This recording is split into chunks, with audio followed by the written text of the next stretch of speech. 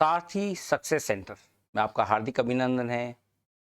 2D और 3D का part लगभग कंप्लीट है। आज अपनों ने जो फॉर्मूले बनाए, जो बेसिक बातें सीखी, उन पर आधारित कुछ क्वेश्चंस लेते हैं और उन क्वेश्चंस को सॉल्व करते हैं। ठीक है, पहला क्वेश्चन देखो अपने सामने आया हुआ है। खोखले गोले पे क्वेश्चन आ गए, ठीक है ना। कैसे? लोहे का एक खोखला पाइप, पाइप के दो, बेलन के दो, एक ही बात है, ठीक है ना। 21 सेमी लंबा है, यानी उसकी हाइट दे दी अपने को 21, इसकी खोखले बेलन की, तथा इसका बाहरी व्यास और आंतरिक व्यास क्यों दिया है? क्योंकि अपन ने बाह्य वक्राकार भाग, आंतरिक वक्राकार भाग निकाला था, वो radius capital R small R अपन ने ली थी, बड़ी आर छोटी आर। तो बाह्य व्यास से मतलब है अपने को बाह्य त्रिज्या मिल जाएगी। तो बाह्य व्यास कितना है? 8 है। तो बाहरी त्रिज्या कितनी हो गई? बाहरी त्रिज्या, जिसको मैं कैपिटल आर बोल रहा हूं, वो कितनी मिल गई मेरे को? वो मिल गई 4 मिल गई। पाइप की मोटाई 1 सेमी। देखो पाइप की मोटाई अगर 1 सेमी है तो इधर से भी मैं 1 सेमी घटा दूंगा, इधर से भी 1 सेमी घटा दूंगा बाहरी व्यास में से। तो आंतरिक व्यास कितना रह गया? 6 सेमी रह गया। समझ में आया कि नहीं? चित्र बनाऊं, उस खोखले बेलन पे जाओ। पिछली क्लास में पढ़ाया था मैंने खोखला बेलन। तो मोटाई कौन सी जो अपने को बल्ले दिखाई दे रही है, उस मोटाई 1 दे दी, तो 1 इधर से भी घटेगा, 1 इधर से भी घटेगा। अपने आयत का क्षेत्रफल निकाला था, उसके बाहर चारों तरफ रास्ता निकाला था, तो 2x इंटू ब्रैकेट लंबाई प्लस चौड़ाई प्लस 2x लिखा था, अगर बाहर कोई रास्ता अपने को जोड़ना है तो। याद आ रहा है क्या कुछ? तो दोनों तरफ से घटता है, ये बात इंपॉर्टेंट है। तो बाहरी त्रिज्या तो अपने को मिल गई, तो आंतरिक त्रिज्या या अंदर की त्रिज्या किसके? बेलन के, पाइप के अंदर की त्रिज्या, जिसको अपन क्या कहेंगे? स्मॉल आर कहेंगे। क्या आएगी वो 3 आएगी। क्यों आएगी? देखो यहां 8 है, ये तो बाहरी व्यास है, तो आंतरिक व्यास कितना हो गया? 6 हो गया। आंतरिक व्यास 6 होने से क्या हो गया? त्रिज्या कितनी आ गई? समझना इस बात को ना। हो गया? अच्छा ठीक है, मोटे 1 सेमी यूज ले लिया अपन, ठीक है। लोहे का देखो गणित की क्या विशेषता है? 4 डिजिट दिए, मैं चारों को यूज कर लूंगा बस, दैट्स ऑल। इसको मैंने यूज कर लिया, कर लिया। इसको मैंने यूज कर लिया, कर लिया। इसको मैंने यूज कर 1 सेमी वाला को मैंने यूज कर लिया। कैसे 1 सेमी को यूज किया? मोटाई 1 सेमी है, बाहरी व्यास 8 है, एक इधर से कट गया, एक इधर से कट गया, आंतरिक व्यास आ गया 6, आंतरिक व्यास आने से क्या आ गया? मेरे आंतरिक त्रिज्या आ गई, यूज कर लिया। अब चौथी बात क्या कह रहा है? यदि लोहे का भार 8 ग्राम प्रति सेमी क्यूब हो, यानी क्या मतलब इसका? 1 सेमी क्यूब, 1 सेमी क्यूब स्थान है ना, उसमें अगर लोहा लगा हुआ है तो उसका भार 8 ग्राम है, इसका मतलब ये है, ठीक है। तो पाइप का भार ज्ञात करना है, टोटल भार ज्ञात करना है, इसका मतलब कुल कितना सेमी क्यूब स्थान है, कितना लोहा लगा हुआ है, वो अपने को निकालना पड़ेगा। उसके लिए मतलब क्या समझाए? यानी उस पाइप का आयतन अपने को निकालना पड़ेगा, ठीक है। तो अपन क्या निकालेंगे? पाइप का आयतन, यहां लिख दो, या खोखले बेलन का आयतन या पाइप का आयतन, एक ही बात है। क्या याद कराया था? कैसे याद कराया था? Pi r square h minus pi r square h. बोलो बात समझ नहीं? पाई एच कॉमन लिया था, ऐसे भी लिखा था मैंने आपको समझाने के लिए। वैल्यू पुटअप कर दें, उत्तर देखो क्या करो, वैल्यू पुटअप फटाफट करो। 22/7 कैपिटल आर का स्क्वायर, कैपिटल आर क्या है? 4 है, तो 4 का स्क्वायर कितना हो जाएगा? 16। स्मॉल आर कितना है? 3, 3 का स्क्वायर कितना हो जाएगा? 9। एच कितनी है? 21, ठीक है। 7 के वर्ड कट रहा है, काट दो, 7 या 21, क्या आ गया देखो? 22 इंटू 16 में से 9 घटा दो, 7 इंटू 3, ठीक है। क्या आ गया? 21 इंटू 22 आ गया। 21 को 22 से गुणा करना आसान है कि हार्ड है? आसान है। 21 का स्क्वायर मेरे को याद है 441 होता है, 441 में 21 और जोड़ दूंगा, 442, 452 और 462। अब कहते हो सर ये बातें तो हमें आती नहीं है। अरे भाई मैंने ये बातें नहीं आती, मैंने सिखाई है। 462 सेमी क्यूब आयतन है किसका? उस लोहे का। मेरे को बाहर निकालना है। क्या निकालना है मेरे को? बाहर निकालना है। 1 सेमी क्यूब 8, देखो यार, देखो ये, इसको पढ़ो ध्यान से, बहुत प्यार से पढ़ो। 8 ग्राम सेमी क्यूब प्रति सेमी क्यूब, यानी 8 से गुणा कर दूं तो कुल भार बराबर देगा 462 इंटू 8 कर दो, 8 दूनी 16, सिर्फ 1, 88 49 4, 32 और 4 36, दिस ग्राम उत्तर देगा। किलोग्राम में निकालोगे 1000 का भाग दे दोगे 3.69 kg उत्तर देगा। बताओ कहीं समस्या आई तो। गणित में क्या है, गणित में आपको सवाल को टुकड़ों में पढ़ना है पहली बात, और छोटा जो बात समझ आती है उसको लिखते रहना है। दोबारा पढ़ के बताता हूँ क्या क्वेश्चन था। अच्छा क्वेश्चन है, देखो परीक्षा में पूछा जाता है बार बार। छोटी कंपटीशन लेवल के पेपर होते हैं ना, उसमें तो अमूमन ये क्वेश्चन पूछा ही जाता है। डिट्टो ही पूछ लेते हैं, खाली डिजिट चेंज कर देते हैं, लैंग्वेज ही रहेगी, ठीक है ना। क्या है देखो दोबारा समझ लो। लोहे का एक खोखला 21 सेमी लंबा है। कितना लंबा है? 21 सेमी लंबा है। यूं इसका मतलब हाइट हो गई। अब लंबा यूं आधा पटक लो, बात वही है, आनी अच्छी है, समझ ना। अच्छा, और इसकी बाहरी व्यास, बाहरी व्यास का मतलब देखो समझ लो, यहाँ ये बाहरी व्यास, ये बाहरी व्यास कितना है? ये बाहरी व्यास, ये है बाहरी व्यास, ये कितना है? ये अपना 8 है। अब आंतरिक व्यास देखो, आंतरिक व्यास, तो आंतरिक व्यास के लिए क्या, ये चौड़ाई और ये चौड़ाई दोनों इसका मजेगी, तो ये आंतरिक व्यास निकलेगा। इसको मैं मोटा कर रहा हूं आपको समझाने के लिए, ये आंतरिक व्यास है, ठीक है। तो दोनों चीजें है कि एच आ गई, दोनों चीजें एच आते तो आयतन निकाला जा सकता है। नेक्स्ट चले, कोई किंतु मंतु कुछ भी नहीं है, आगे चलो। बहुत बढ़िया, बताओ क्या दिमाग में आ रहा है? बिल्कुल, मेरे को रोड दिखाई दे दी, उदाहरण याद आ गया, सब कुछ याद आ गया। क्या याद आया? देखो, एक कमरे की लंबाई देखी है, चौड़ाई देखी है, ऊंचाई देखी है, तीनों ही मीटर में है, मात्रक वाला प्रॉब्लम नहीं है। तो इसमें रखे जा सकने वाले बांस की अधिकतम लंबाई याद करो। मतलब एक कमरा जैसे मान लो, जिस कमरे में अपन बैठे हैं या हॉल है, तो इसकी लंबाई मेरे को मालूम हो, चौड़ाई मालूम हो और ऊंचाई अगर मेरे को मालूम हो, तो इसमें मैक्सिमम कितनी लंबाई की रोड रखी जा सकती है, ये मैंने उदाहरण दिया था उस दिन। अब इसने बांस शब्द दिया, उससे कोई फर्क नहीं पड़ेगा, ठीक है ना। क्या करना है? घनाभ आकृति हो गई, तो घनाभ का विकर्ण निकालना पड़ेगा। देखो कैसे घनाभ पे पहुंचा मैं, क्योंकि मेरे को एल दे रखा है, बी दे रखा है और एच दे रखा है। एल कितना है? 15 मीटर, लिखो तो नहीं लिखो, उत्तर उसी में लिख देंगे बस अपन। 8 और एच कितना? तीनों किस में है? मीटर में। एल बी एच आती क्या हुआ? एल बी एच आती में आई बात पे नहीं गया, एल बी एच आती में घनाभ पे चला गया, लंबाई चौड़ाई और ऊंचाई मोटाई घनाभ में चला गया। घनाभ का विकर्ण क्या था? घनाभ का विकर्ण, घनाभ का विकर्ण याद आ रहा है क्या कुछ? घनाभ से अपने घन बनाया था। घनाभ का विकर्ण होता है under root of L square plus B square plus H square. कर दें फटाफट कैलकुलेशन करो। एल कितना है? 15 है, तो 15 का स्क्वायर लिख दूसरी तरह अलग, अब आपको समझाना पड़ेगा क्या? चलो कोई नहीं। बी का मतलब 8, मैं तो सीधे कर देता हूँ, मेरी तो आदत है। चल, ये समझाना, क्लास लेनी है ना इसलिए, ठीक है। करो, क्या आ गया?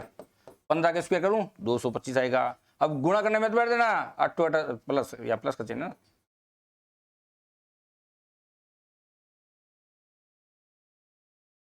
या प्लस का चिन्ह, ये प्लस 8 का स्क्वायर 64 प्लस 6 का स्क्वायर 36, कितना आ गया? अब जोड़ने मत बैठ देना, 64 36 100 दिख रहा है, 225 वो दिख रहा है, 325 अंडर रूट ऑफ 325। अब देखो एक विशेष बात बताता हूं, 325 मेरे को मालूम है किसी का भी पूर्ण वर्ग नहीं है, समझ ना। क्यों? क्योंकि 15 का स्क्वायर होता है 225 और 25 का स्क्वायर होता है 625, ये तो 325 है। पीछे 25 आने से क्या होता है? किसी 5 डिजिट का पूर्ण वर्ग होना चाहिए। तो मेरे को ये आइडिया लग गया कि 325 किसी का भी पूर्ण वर्ग नहीं है, तो मैं किस पे जाऊंगा? आइडियोलॉजी ऑफ रूट पे जाऊंगा मैं। बहुत बढ़िया क्लास ली थी मैंने वो, जिसमें किसी भी संख्या को अपने कोई भी डिजिट क्यों ना दिया गया हो, आइडिया से अपन रूट लगा सकते हैं। आइडिया से रूट निकालना है तो इसकी नियर अबाउट दो, नियर अबाउट 18 का स्क्वायर 324 होता है, तो 18 पॉइंट समथिंग उत्तर आएगा इसका, समझो की बात।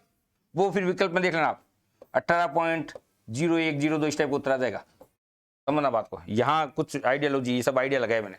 फिर मैं क्या करूंगा? विकल्प दूंगा। विकल्प भी तो अपनी हेल्पलाइन है, विकल्प अपनी सबसे बड़ी हेल्पलाइन है कंपटीशन क्लास में, कारण उन 4 में से कोई एक उत्तर है। 25% प्रोबेबिलिटी तो आंख बंद करके करो ना तो भी सही होने की रहती है, समझ रहे बात को। तो विकल्प अपने आप में सबसे बड़ा एक हल है। 18.02, ठीक है ना, 18.02 के करीब उत्तर आ जाएगा, देख लेना। चले नेक्स्ट क्वेश्चन, समझ आ गया? घनाभ आकृति थी, सबसे ये याद रखना इंपॉर्टेंट चीज है कि मैक्सिमम लंबाई, मैंने बोला भी था, आप पिछली क्लास से देख लो भली, जब मैंने क्लास में पढ़ाया था ना तो मैंने बताया था इस पे क्वेश्चन आता है किस टाइप के क्वेश्चन बन रहे हैं बता रहा हूं मैं, ये अच्छा क्वेश्चन है, इस टाइप के क्वेश्चन पूछे जाते हैं परीक्षा में।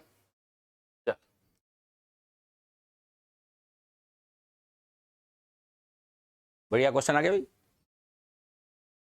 करो क्वेश्चन को, छोटी सी लाइन है, खाली हिंदी है, गणित का एक भी अक्षर नहीं है। देखो खाली एक हिंदी, कोई हिंदी वाला स्टूडेंट आके बैठे रह इससे गणित कैसे होगी, क्योंकि कोई देखो क्या है, कुछ भी नहीं है। देखो एक घन और एक गोले के संपूर्ण पृष्ठ समान है, यानी वक्राकार भाग जो बाह्य संपूर्ण पृष्ठ है ना, वो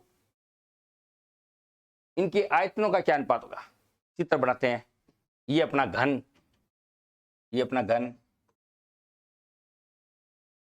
ठीक है, और ये अपना गोला, ठीक है। क्या समान है, संपूर्ण पर समान है। गोले का होता है 4 पाई आर स्क्वायर, गोले का क्या होता है 4 पाई आर स्क्वायर, और घन का क्या होता है 6 भुजा स्क्वायर। बोले बात समझ आई कि नहीं आई, याद दिलाऊं, याद दिलाता हूं, याद कराता हूं आपको। कहां घन की अपन बात की थी ना, तो उदाहरण दिया था लुड्डा, लुड्डे में 6 अंक लिखे हुए मिल जाते हैं, एक भी आ जाता है, अपन इसको जैसे घुमाते हैं कई बार 3 आ जाता है, तो 3 बिंदी अपने को दिखाई देती है। ऐसे अगर आप देखोगे तो 6 वर्गाकार फलक है, 6 वर्गाकार पृष्ठ है, पृष्ठ 6 पृष्ठ होते हैं, 8 शीर्ष होते हैं, 12 भुजाएं होती है, ये सब बातें मैंने क्लास में बताई है, रटाइए। तो जैसे ही अब देखो इसमें भी क्या होता है, बच्चा आउजू होता है, गोले की जगह कुछ और करता है, घन की जगह कुछ और करता है, लग जाता है उस वक्त। तो वहां एकदम माइंड शांत होना चाहिए। क्या है, एक घन तथा एक गोले का संपूर्ण पर समान है, तो ये तो बराबर है, समान का मतलब ये तो आपस में रिलेशन दे रखा उसने। अब आप कह दो भाई साहब गणित में तो कुछ दिया भी नहीं यार, बहुत कुछ दे दिया उसने, बराबर कहते ही ये 6 है ना, तो 6 भुजा स्क्वायर बराबर है 4 पाई आर स्क्वायर के। अब पूछा क्या है, इनके आयतनों में क्या अनुपात होगा, इनके आयतनों में अनुपात क्या, इनके आयतनों में अनुपात ये, इसका आयतन तो होता है भुजा क्यूब, इसका अनुपात होता है भुजा क्यूब, और इसका आयतन क्या होता है, गोले का आयतन क्या होता है 4/3 पाई आर क्यूब। किसी एक में कन्वर्ट कर लो, वैल्यू पुटअप कर दो, किसी एक में कन्वर्ट कर दो। अब आप कहोगे वैसा ये क्या कौन सी भाषा लाए हो आप, कोई भाषा नहीं लाए मैं, देखो समझा देता हूँ भाई। या तो भुजा में उत्तर निकालो, भुजा से भुजा कट जाएगी तब अपना उत्तर आएगा, या इसको आर में लिखो तब अपना उत्तर आएगा, नहीं तो अपना उत्तर आएगा कैसे, समझो, समझ लो मेरे कहने का मतलब क्या है। किसी एक में तो कन्वर्ट करना पड़ेगा, किसी एक में बदलना पड़ेगा, बदल लेते हैं। देखो भुजा को देखो, यहां से हल करो, यहां देखो छोटा लिखता हूं मैं थोड़ा सा, भुजा स्क्वायर बराबर मेरा आ गया, क्या आ गया 4/6 पाई आर स्क्वायर आ गया, यानी 2/3, काटा पीटी कर दूं, यही मैं सीधे कर रहा हूँ, ज्यादा परेशान नहीं हो रहा, ये आ गया, ठीक है। भुजा बराबर क्या आ गया, भुजा बराबर रूट आ गया, देखो समझना, यहां से इसकी वैल्यू सीधी पुटअप करूंगा वैल्यू, भुजा बराबर इसका अंडर आ गया पूरे का, समझना पूरा समझना, ऐसे नहीं समझो, ऐसे समझो आप, 2/3 की पावर, ये इसकी पावर आधी आ गई, ये इधर वर्ग है उधर जाके वर्गमूल बन गया, और मेरे को तो भुजा थोड़ा चाहिए भाई, मेरे को तो क्या चाहिए भुजा क्यूब चाहिए, ये भुजा क्यूब, क्यूब कर दो, अब दोनों तो क्यूब करोगे तो यार क्या देगा 3/2 आ जाएगा, इसका क्यूब वर्ग करोगे समझ गए ना, यार 3/2 आ जाएगा, ठीक है। अब देखो, अब हर एक अक्ष की पावर 2/3 हो गई है, 2 की पावर 3/2 हो गई है। अब देखो यहाँ मैं भुजा क्यूब की जगह ये वैल्यू पुट करता हूँ, भुजा क्यूब की जगह मैं क्या रख दूं 2/3 पाई आर स्क्वायर की पावर कितनी 3/2, अनुपात 4/3 पाई आर क्यूब। अब कई बार बच्चे कहते हैं इतने आप गणना कर रहे हो, शॉर्टकट बताओ भाई। शॉर्टकट मेरे को पेपर हल करना हो ना तो मैं तो विकल्प से ही कर दूंगा, मेरे तो शॉर्टकट दिमाग में है, आपको समझाने के लिए इतना करना पड़ रहा है। शॉर्टकट कुछ भी नहीं है, देखो बेसिक ज्ञान तो आपको होना ही पड़ेगा। अब यही पेपर मेरे को सॉल्व करना हो तो मैं विकल्प से उत्तर निकाल दूंगा, मेरे को जरूरत नहीं क्वेश्चन पढ़ने की भी, ठीक है ना। अब देखो प्रत्येक की पावर 3/2 में कन्वर्ट करो, 2 की पावर 2/3 का मतलब क्या है 2 पूरा और √2, समझना बात को। 3 की पावर 3/2 का मतलब क्या है 3 पूरा और √3। पाई की पावर 3/3 का मतलब क्या है पाई पूरा और √पाई, डैडी तो मतलब है। अब आर स्क्वायर की पावर 3/2 का मतलब क्या हो गया आर की पावर 3 हो गई, अनुपात 4/2, जो कट रहा है उसको काट दो, सारे कट देंगे जो भी कट रहा है। देखो आर क्यूब से आर क्यूब की छुट्टी, पाई से पाई की छुट्टी, ठीक है। अब क्या बच गया 4 से 2 की छुट्टी, इस 3 से 3 की छुट्टी, ठीक है। क्या आ गया तो √पाई बराबर अनुपात इधर ले दो तो √3/√2। और कुछ बचा ये देखो ये 2 और पड़ा भाई ऊपर, ये ध्यान रखना ऊपर यहाँ 2 और है, पूरा 2 है, यहाँ 2 है, कौन सा 2 है, ये कौन सा, ये वाला 2 देखो दिखाई दे रहा है मेरे को ये, तो यहाँ पे √3 गुणा मांगे, इस 2 को मैं क्या लिखूंगा, इस 2 को मैं √2 इंटू √2 लिखूंगा, तो √2 कट जाएगा, समझ गए ना, तो क्या आ जाएगा √π अनुपात √6, ये मेरा आंसर आ जाएगा, ये इंपॉर्टेंट आ गया, ये आंसर है फाइनल, विकल्प देखूंगा मैं सीधा। मजा आया कि नहीं आया, नहीं आया, अब कैसे आएगा मजा ये मेहनत से आएगा भाई, ये मेहनत का फल है, दोबारा समझ लो, एक घन इंपॉर्टेंट सवाल है, परीक्षा में सीधे हट के चले जाना वाली, इस टाइप के क्वेश्चन मिल जाते हैं, तो समझ रहे, जो विशेष क्वेश्चन है वो आपकी मेमोरी में क्वेश्चन आंसर सब रहना चाहिए, तरीका भी रहना चाहिए, फटाफट आपको याद आ जाएगा, ये मेरा पढ़ा हुआ क्वेश्चन है, ये क्लिक करते हो ना वाली, टाइम बच जाएगा आपका, सारे क्वेश्चन मगर एक बार कोई बच्चा सोच के जाए कि सारे ऐसे कर लूं, उससे भी पार नहीं पड़ेगी, उससे नहीं पार पड़ेगी, अगर उससे पार पड़ती तो फिर मैं बच्चों को रटाता ना, क्यों इतने माथा लगाता, उससे इतना नहीं है ना समझना, यहां क्यों करना पड़ा, अब देखो भुजा और आर है, भुजा और आर में एक कुछ कटेगा तभी तो अनुपात आएगा, या तो भुजा को आर में बदलो या आर को भुजा में बदलो, तो मैंने मेरी तरफ से प्रयास करके इस भुजा क्यूब की वैल्यू निकाल दी, भुजा क्यूब की वैल्यू यहाँ पुटअप कर दी। चलो नेक्स्ट, बहुत बढ़िया क्वेश्चन, एक घन तथा इसमें ठीक पूरे तरह से फिट हो जाने वाले गोले के आयतनों का अनुपात बताओ क्या होगा। देखो ये कोई घननुमा आकृति है, ठीक है ना, इस घननुमा आकृति में क्या किया, इस एक गोले को पूरा पूरा फिट किया, तो गोला जब फिट होगा ना तो गोले का व्यास क्या बन जाएगा, ये सोचने वाली बात हो गई बस, और कुछ नहीं है। एक घन तथा इसमें ठीक पूरी तरह से फिट हो जाने वाले गोले के आयतन का, तो घन का आयतन क्या होता है, भुजा क्यूब होता है, बोलो बात समझ आई कि नहीं। और गोले का आयतन क्या होता है, गोले का आयतन होता है 4/3 पाई आर क्यूब, ये होता है। अब क्या है, आर को भुजा के रूप में लेना पड़ेगा अपने को, आर क्या होगा, इसके अंदर फिट हो गया पूरा पूरा, तो आर जो होगा ना वो इसके विकर्ण के बराबर होगा, यानी इस गोले की चीज है ना वो इस वर्ग के विकर्ण के बराबर है, √3 इंटू भुजा, किसका विकर्ण, घन का विकर्ण, बोलो बात समझ आई नहीं, कैसे आया, घनाभ का विकर्ण क्या था, √L² + B² + H², घन का विकर्ण क्या होगा, भुजा स्क्वायर प्लस भुजा स्क्वायर प्लस भुजा स्क्वायर, रूट के अंदर चल रहा है 3 भुजा स्क्वायर, 3 किसी कीमत पर बनेगा तो √3 इंटू भुजा, ये तो इसका क्या है, विकर्ण है, और ये गोले का क्या बन जाएगा, व्यास बन जाएगा, ये गोले का व्यास बन जाएगा, तो जो विकर्ण होगा वो व्यास बन जाएगा, तो इसकी रेडियस आ जाएगी, आर आ जाएगी √3/2 इंटू भुजा, आर की जगह ये वैल्यू पुटअप कर दो, भुजा से भुजा हट जाएगा, ठीक है, कर दूं, कर दो, भुजा क्यूब अनुपात 4/3 पाई, आर की जगह क्या रखेंगे, √3/2 का स्क्वायर करेंगे, √3/2 का आर की जगह रखेंगे, रेडियस की जगह, तो यहां क्यूब बढ़ना है, क्यूब कर दिया, और इसका बचा क्यूब, ये तो कट गया किससे, इससे, यहां देखो काटा पिटी करो, पाई के रूप में उतरा, कोई दिक्कत नहीं, 4/3 पाई, अब ये क्या है, ये 3√3 है, और ये क्या है, 2√2 है, कट रहा है कुछ, बिल्कुल कट रहा है, ये देखो यहां से ये कट रहा है, 2 दूनी 4, तो यहां से ये कट रहा है, 3 से 3 कट गया, ठीक है, अब क्या बच गया अपने, यहां बच गया 1 अनुपात, देखो यहां हो गया ये 2 से, ये √2 से √2 फिर कट गया, तो ये √6 से आ गया, और यहां पाई है, ठीक है, तो अपन क्या लिख देंगे, √6 का भाग देते हैं, कहीं कहीं गलती की है भाई अपना, कहाँ गलती की है, यहाँ कहाँ गलती हो गई अपने से, √3 का स्क्वायर, यहाँ तक सही है सारा,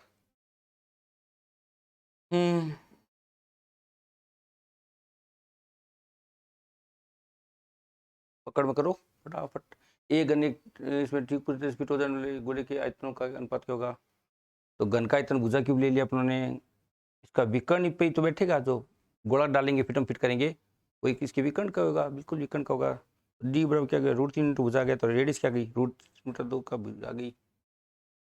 और किस गया, √3/2 का क्यूब करा, 3√3 2√2 काटा बेटी गलती क्या देखो, 4/3 पे यार क्यूब, भुजा से भुजा कट गया, 2 दूनी 4, 2 कट गया, 3 से 3 कट गया, ये 2 को अपन √2 से काट दिया तो √2 आ गया, √2 √6 आ गया।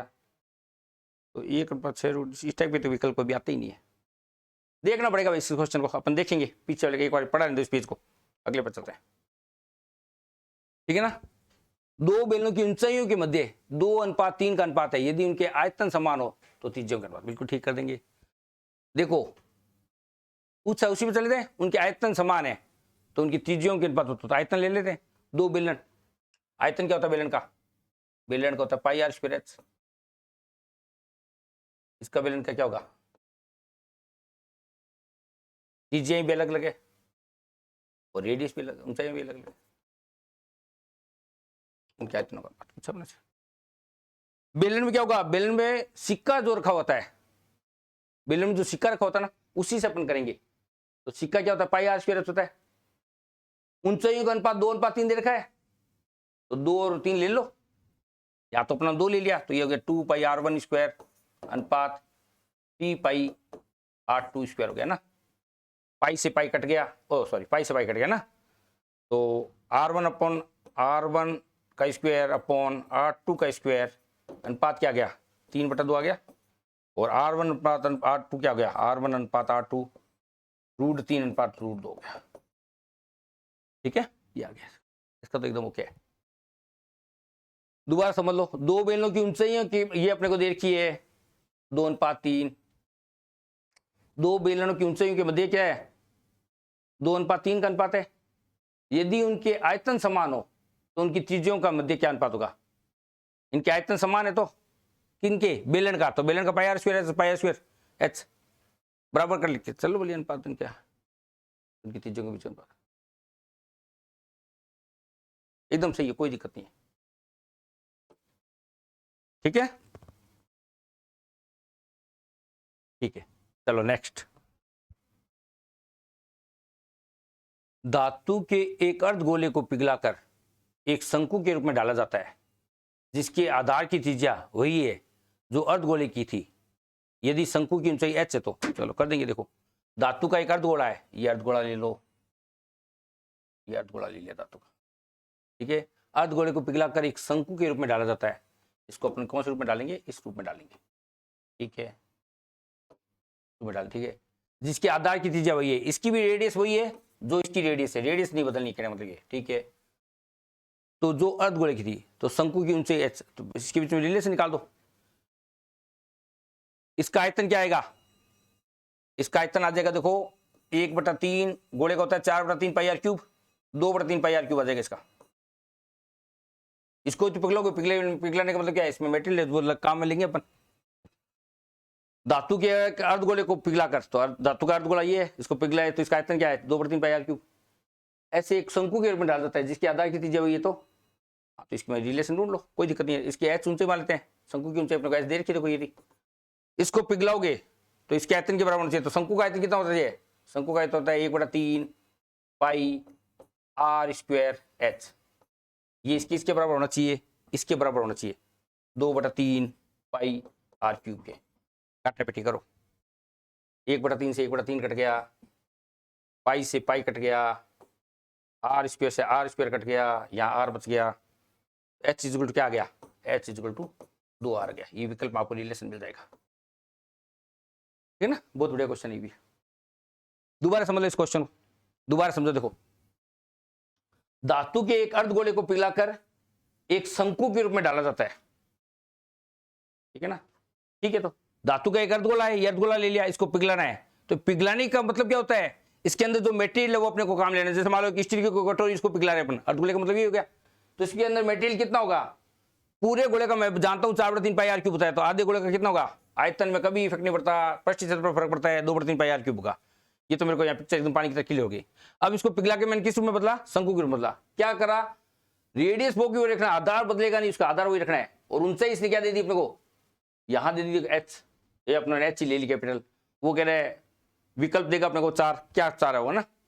अब देखो इसको अगर अपना आयतन निकालें तो इसका आयतन क्या होगा, 1/3 पाई आर स्क्वायर एच होता है, इसका होता है। तो ये आपस में बराबर होंगे क्योंकि इसी को पिघला के तो ये बनाया है, तो इसका आयतन तो सेम होना चाहिए, तो सेम कर दिया, एच बराबर 2 आ रहा है, काटा पीट कर। ठीक है, चलो नेक्स्ट ले। चलो 6 क्वेश्चन हो गए। एक क्वेश्चन इस पर एक बार फिर थोड़ा सा मेरे हिसाब से गड़बड़ कुछ भी नहीं होना चाहिए, तो वो शायद या तो उत्तर आ गया। एक बार इसको देख लेना मेरे हिसाब से, फिर इसी रूप में उत्तर दे रहा होगा, इसी रूप में उत्तर दे रहा है, या फिर अपन कहीं ना कहीं लिखने में कोई गलती की इसमें इस क्वेश्चन, बाकी तो मेरे हिसाब से कोई, ठीक है ना। तो देख लेंगे इस क्वेश्चन को, इसको एक बार अपन यार भी देख लेते हैं ना, बाकी सारा सही है, बाकी कोई दिक्कत नहीं। चलो ठीक है, ओके, धन्यवाद।